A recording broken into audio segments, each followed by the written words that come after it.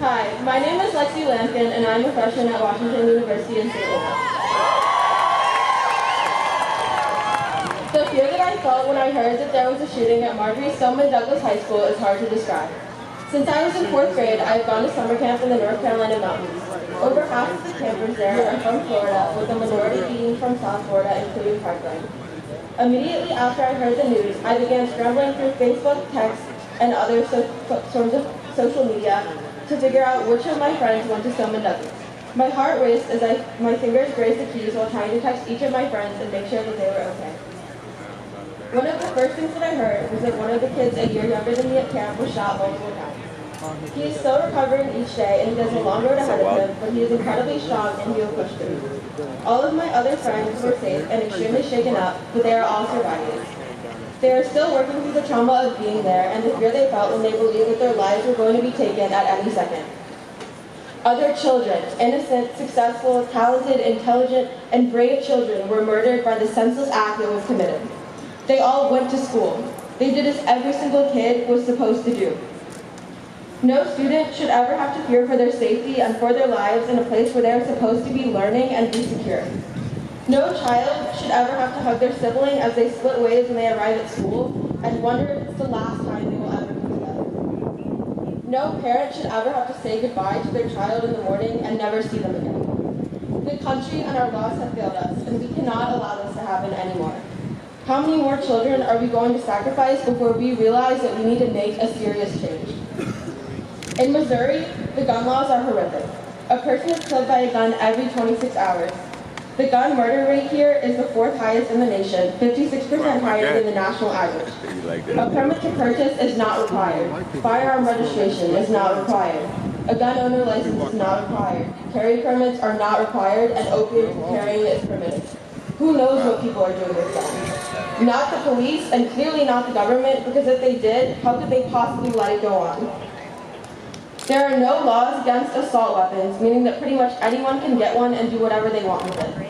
Public school districts are also allowed to arm teachers. What happens when one day a teacher decides that they want to shoot people at school? Nothing good. There are so many reasonable ways to prevent violence and tragedies from occurring.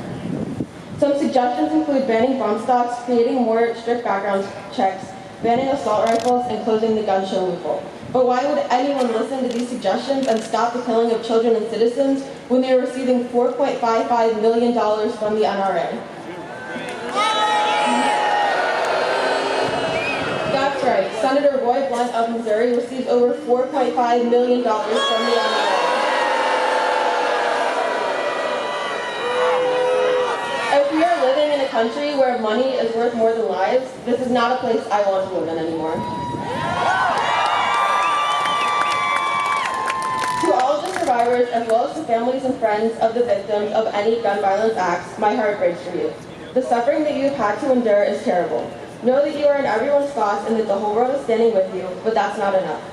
Today, so many other students are working as hard as possible to empower children and young adults anywhere and everywhere to create real, impactful changes to the system so that nothing like this can ever happen again. To the students of Stoneman Douglas, you are all an inspiration to everyone. Keep up the incredible work and continue to stand up and fight for what you believe in. We are all watching you and will follow your lead. Never again can we allow something like this to happen. Not here, not anywhere.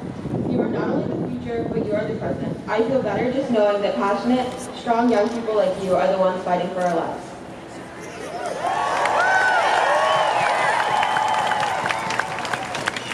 To America and everyone here today, we must take this issue into our own hands. The time to enact change is now. Not next week, not next month, not next year, but now. No child, no person should ever have to go through what the students at Stoneman Douglas had to on February 14th, and what many other students from schools and other places across the country have had to go through in their lives. It is time for everyone, regardless of race, gender, color, sexuality, political views, or religious beliefs, to come together and unite under one common goal: protecting children and people all around the country.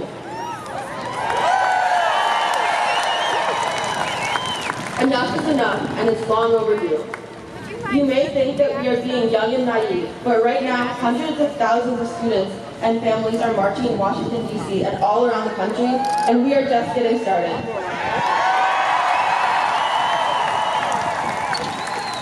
had enough, and we will not let this pattern of violence continue. We will not be silenced.